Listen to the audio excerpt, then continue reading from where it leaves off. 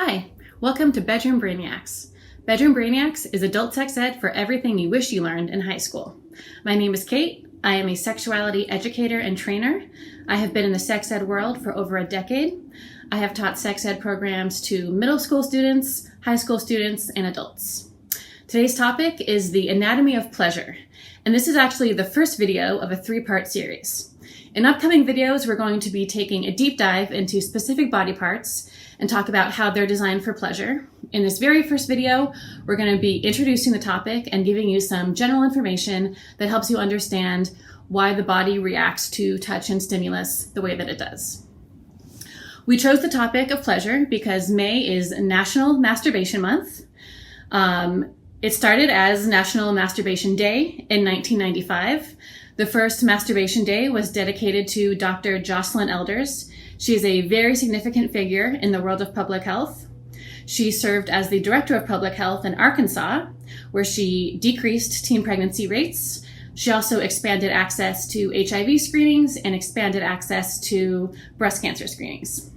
In 1993, she became the Surgeon General of the United States. She served in that role for a couple years. Unfortunately, what most people know her for is getting fired. In her role as Surgeon General, she suggested that masturbation should be included as part of sex education curriculum. And even though she was absolutely correct, it cost her her job. So in the spirit of pleasure, let's get into it. The first thing I want to talk to you about is the development of the genitals in utero. So when a fetus is developing in the uterus, it takes a while before it really has any discernible body parts. You can kind of think of the fetus as a lump of clay. So for a while, the fetus is just a series of lumps, and the series of lumps that will eventually develop into genitals is called the genital ridge.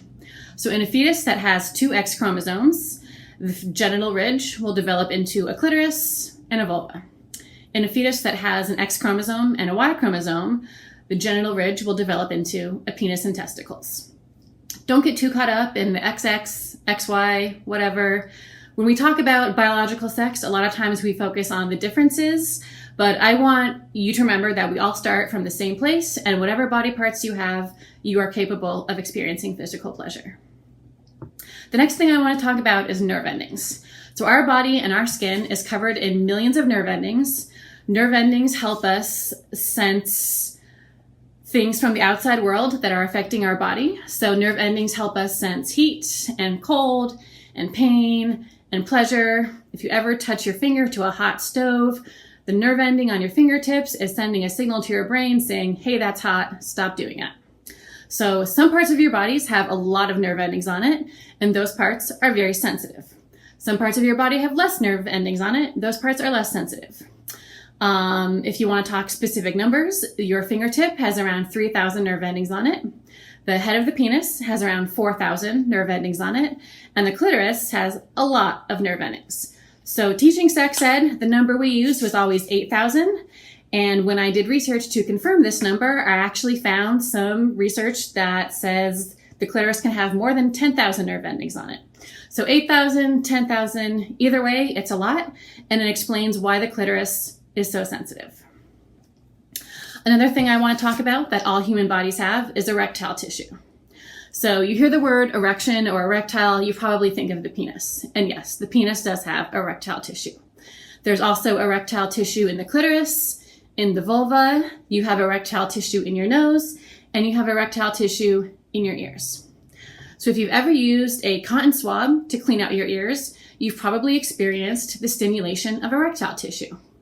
The manufacturers of cotton swabs will tell you that these are not designed for internal use, but most people ignore that, and most people will take a cotton swab, stick it in their ear, swirl it around, and if you do that and it feels good, it's because you're stimulating the erectile tissue that's inside of your ear.